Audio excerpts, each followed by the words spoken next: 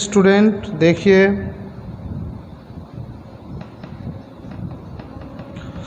आज जो है हम लोग पढ़ेंगे why the object float on a liquid.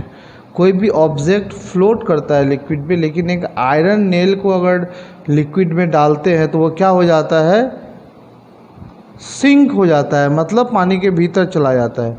लेकिन एक तख्ते को, वुड को अगर आप फेंकते हैं पानी में तो वो फ्लोट करने लगता है। सिंपल सी बात ये है कि क्वेश्चन पूछता है why an object float in a liquid. Question अगर ये पूछ दिया why an object float in a liquid, give reason.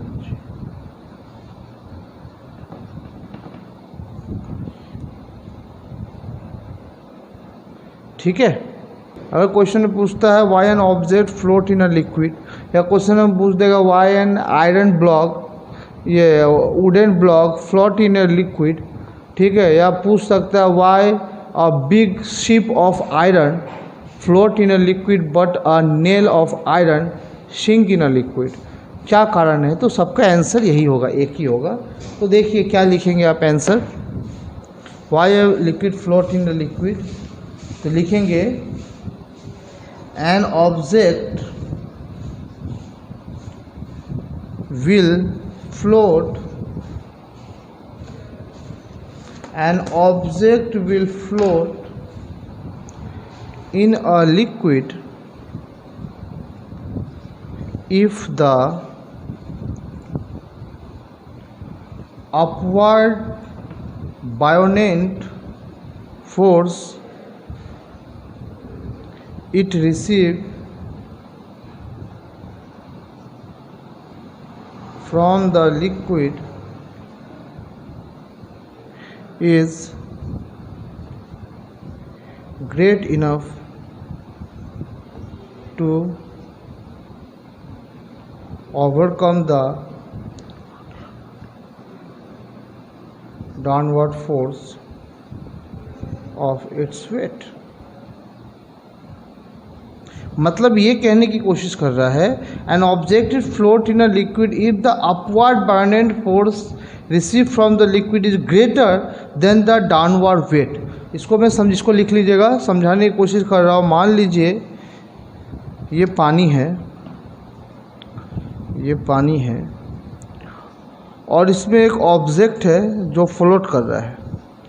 तो ये जो बायोनेंट फोर्स जो नीचे से ऊपर की ओर उसको धक्का मार रहा है, ये अगर ज़्यादा होगा और इसका जो वेट है mg, ये अगर लेस होगा तो क्या होगा, ये फ्लोट करेगा। मतलब क्या होगा, नीचे का जो बायोनेंट फोर्स है इसको ऊपर की ओर धक्का दे रहा है और इसका वेट इसको नीचे की ओर ले जा रहा है, लेकिन बायोनेंट फोर्स ज़्यादा है, इसलिए क्या होगा, ये ऊपर फ्लोट करेगा। लेकिन अगर बायोनेंट फोर्स कम है और वेट ज़्यादा है तो ये बॉडी नीचे की ओर डूब जाएगा। समझ में आ रहा है? तो यही कारण है कि कोई भी ऑब्जेक्ट क्यों तैरता है, क्योंकि उसका बायोनेंट फोर्स क्या होता है, ज़्यादा होता है। ठीक है, कोई भी क्वेश्चन पूछेगा इस तरह से घुमा के आप उसका आंसर लिख देंगे। अब देखिए, एक तो बायोनेंट फोर्स के कारण भी होता है, एक होता है लिक्विड जितना डिस्प्लेस करता है। आप मान लीजिए एक बहुत बड़ा जहाज है, एक बहुत बड़ा जहाज है आयरन का, लोहा का ही बना होता है जहाज, बहुत ज़्यादा वेट होता है इसका। और एक सुई जो है नेल, उसका वेट क्या होता है, कम होता है ना, जहाज से तो कम ही होगा नेल का वेट। लेकिन इसको अगर पानी में डालते हैं तो ये सिंक हो जाता है, डूब जाता है। बट ये इतना बड़ा आयरन का जो बोट है वो तैरने लगता है। इसका कारण क्या है? एक तो हो गया कि बायोनेंट फोर्स ज़्यादा, वेट कम। लेकिन अगर इन दोनों का कंपैरिजन करें तो इसका तो वेट ज़्यादा है, इसका वेट कम है, फिर ये तैरता क्यों है, ये डूब जाता क्यों? क्योंकि देखिएगा जो बोट होता है उसका स्ट्रक्चर इस तरह से बना होता है, आगे का जो स्ट्रक्चर है इस तरह से बना होता है या इस तरह से बना होता है। क्यों? क्योंकि ये जितना चौड़ा होगा, ये इसका बेस जितना चौड़ा होगा वो उतना ज़्यादा वाटर को डिस्प्लेस करेगा, यानी उस जगह से हटाएगा। और जितना ज़्यादा वाटर को डिस्प्लेस करेगा वो क्या हो जाएगा, बॉडी ऊपर में तैरने लगेगा।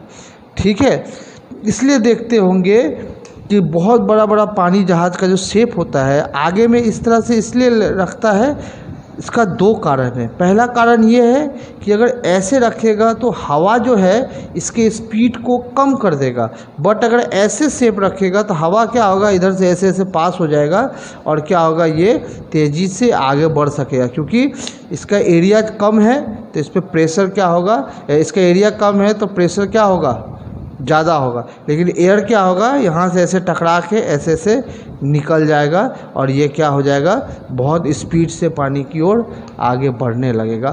तो द प्रिंसिपल ऑफ फ्लोटिंग एक और है। प्रिंसिपल ऑफ फ्लोटिंग क्या है, लिख दीजिए, द प्रिंसिपल ऑफ फ्लोटिंग या फ्लोटेशन। ठीक है, ये आप लिखिए, क्वेश्चन कैसे भी घुमा के पूछे फ्लोटिंग से रिलेटेड यही है। अगर जहाज़ के बारे में पूछे तो वो वाटर डिस्प्लेस करता है। मैं डायग्राम से समझा देता हूँ। देखिए ये वाटर है,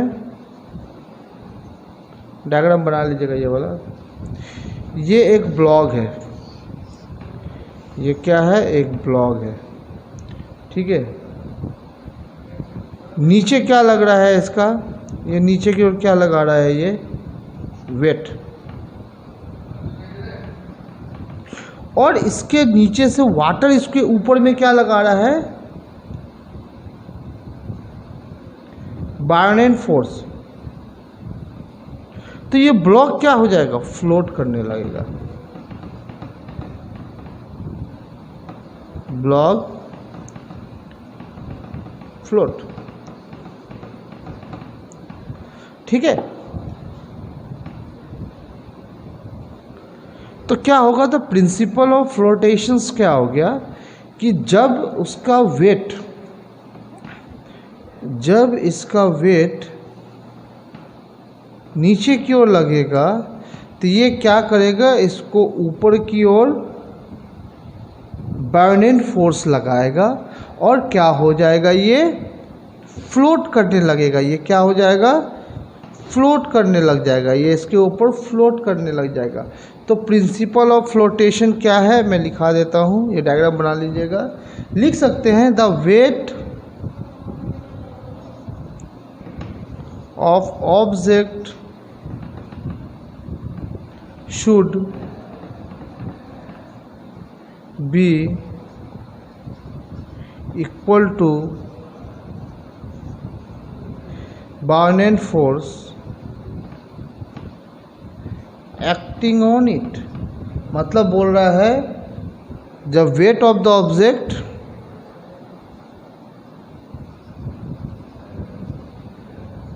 इक्वल टू क्या होगा,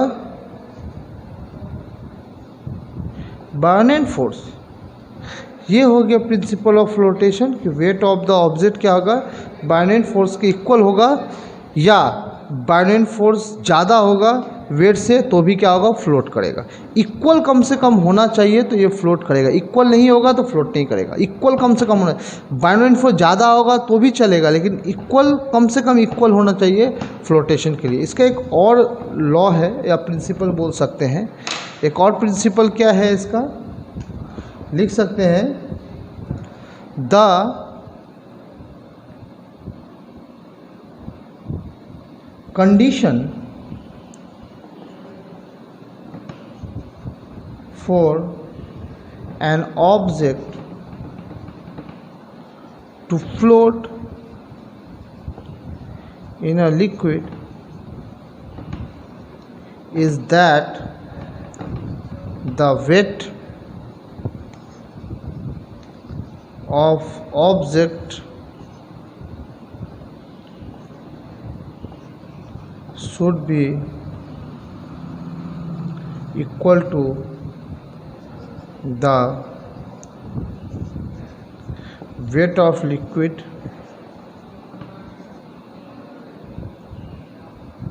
displaced by it, weight of the liquid displaced by it, weight of the liquid displaced by it। ठीक है, यानी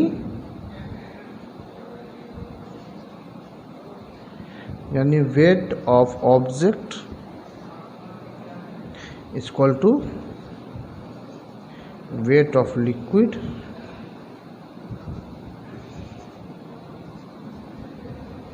displaced by it, weight of liquid displaced by it। ठीक है, तो दो हो गया। एक तो ये हो गया कि वेट अगर जितना वाटर डिस्प्लेस करता है उसके इक्वल होगा तो भी तैरेगा, या वेट बायोडेंट फोर्स के इक्वल होगा तो भी क्या होगा, ये तैरेगा। ठीक है, चलिए अब हम थोड़ी सी डेंसिटी के बारे में पढ़ लेते हैं। क्या होता है डेंसिटी? ठीक है, क्या होता है डेंसिटी? तो लिख सकते हैं the density of a substance is defined as mass of the substance per unit volume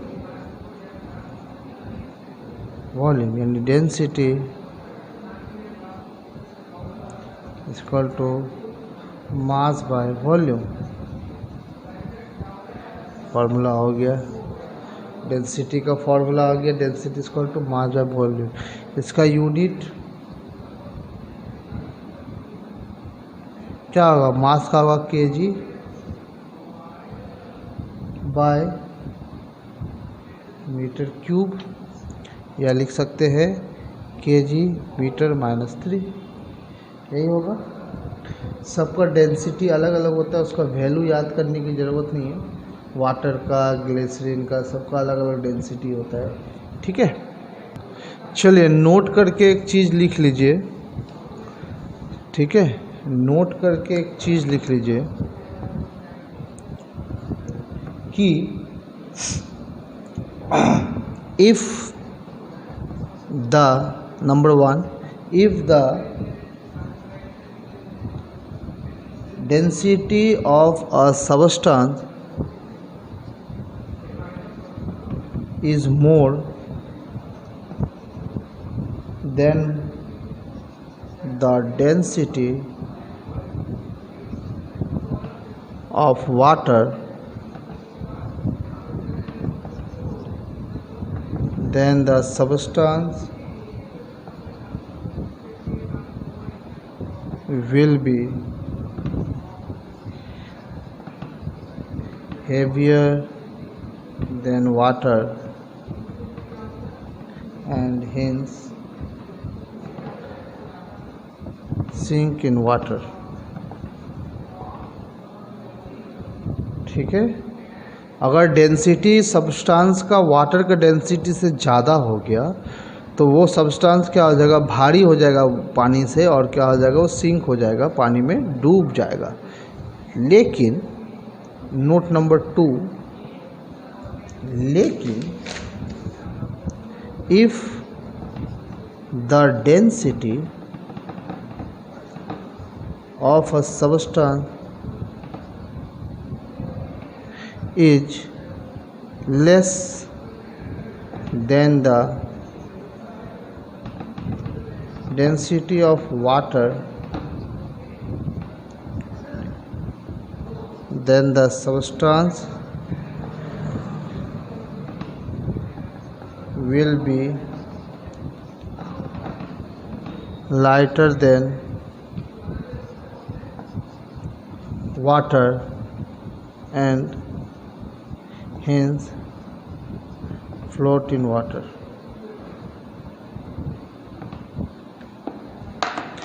मतलब क्या बोलता, if the density of substance is less than the density of water, अगर उस सब्सटेंस का डेंसिटी जो पानी में है उसका डेंसिटी अगर वाटर के डेंसिटी से कम होता है तो क्या होगा, वो वाटर से हल्का हो जाएगा और जिसके कारण क्या होगा, वो वाटर में तैरने लगेगा, जिसके कारण क्या होगा, वो वाटर में तैरने लगेगा। ठीक है, चलिए अब हम लोग एक न्यूमेरिकल्स बनाते हैं। ठीक है, एक न्यूमेरिकल्स देख लेते हैं हम लोग। लिखिए क्वेश्चन न्यूमेरिकल्स का। The mass of 2 meter cube of steel is 15600 kg. Calculate the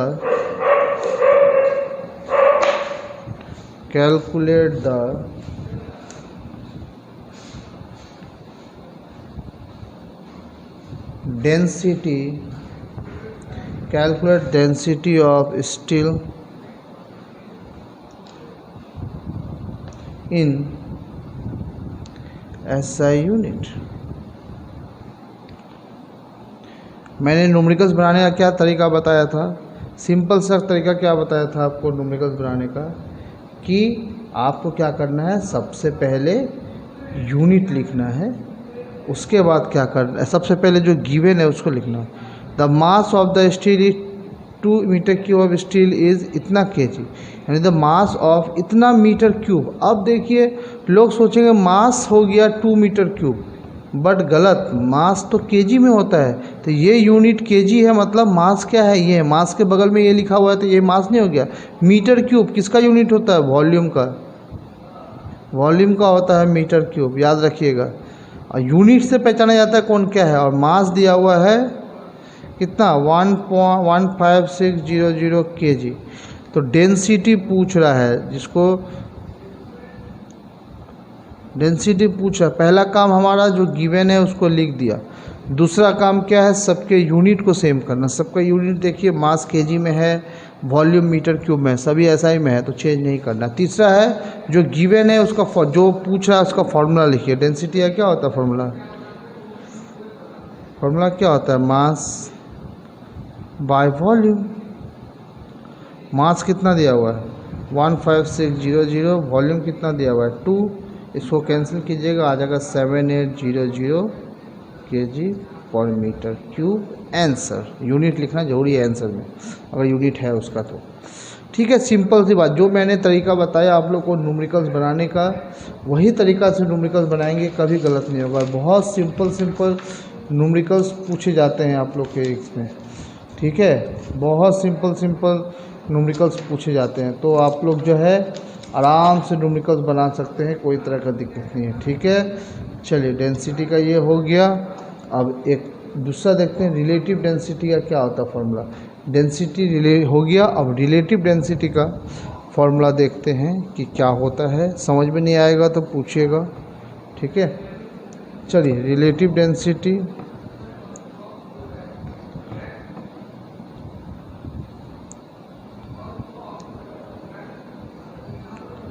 relative density का फॉर्मूला क्या होता है, the relative density of a substance is the ratio of it's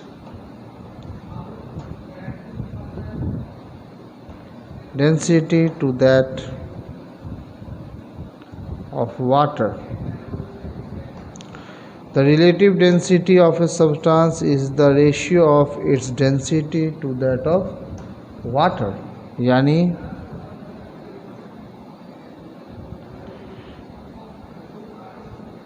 relative density of a substance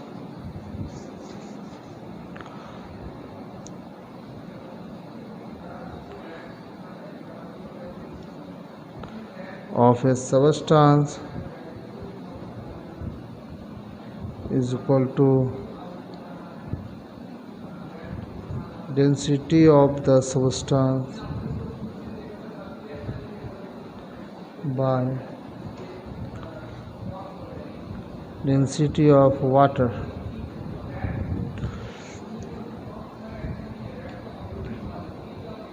density of water, यानी density of substance by density of water. और density of substance मतलब क्या होगा? Density मतलब density of substance मतलब substance का mass, substance का volume. Density of water मतलब वाटर का मास, वाटर का वॉल्यूम। सिंपल बात है। डेंसिटी का तो फॉर्मूला वही होगा, मास बाय वॉल्यूम। अब सब्सटेंस दिया है तो यहाँ पे substance, mass of substance by mass of volume, यहाँ पे होगा mass of water bye mass of volume. ठीक है, देख लीजिए इसको। चलिए एक न्यूमेरिकल्स करते हैं इससे related. The relative density of silver is 10.8 if the density of water be 1.0 into 10 to the power 3 kg per meter. Calculate the density of silver in SI unit. ठीक है, relative density of the silver is 10.8 and if the density of the water is इतना, calculate the density of silver। तो relative density दिया हुआ है, तो इसको मैं मिटा रहा हूँ क्योंकि यहाँ पे जगह कम है, आप लोग लिख लीजिए कॉपी में। क्वेश्चन क्या दिया हुआ? रिलेटिव डेंसिटी दिया हुआ है। तो मैंने क्या बोला था, न्यूमेरिकल्स बनाने का तरीका जो गिवन है पहले उसको लिखेंगे। तो रिलेटिव डेंसिटी दिया हुआ है कितना? रिलेटिव डेंसिटी दिया हुआ है क्वेश्चन में आपका 10.8। रिलेटिव डेंसिटी का यूनिट क्यों नहीं है कुछ? क्योंकि रिलेटिव डेंसिटी होता है, मैं बता देता हूँ रिलेटिव डेंसिटी क्या होता है, तब समझ में आएगा आपको। ठीक है, मतलब क्या होता है? Density of substance by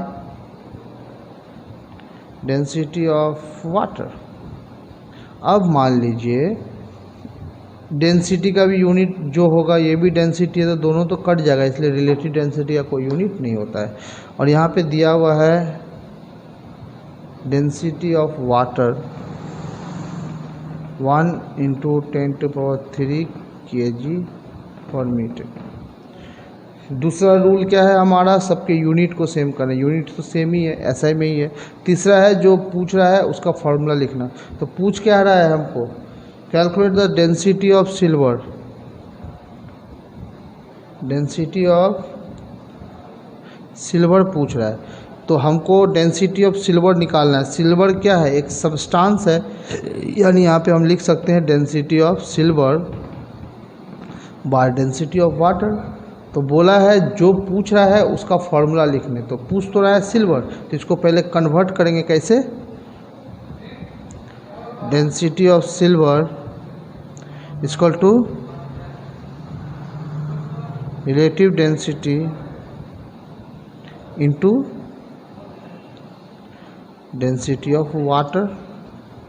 cross multiplication होगा ना, क्रॉस मल्टीप्लिकेशन होगा। डेंसिटी ऑफ सिल्वर निकालना है, तो हमारा थर्ड रूल क्या है? जो पूछ रहा है उसका फॉर्मूला लिखने।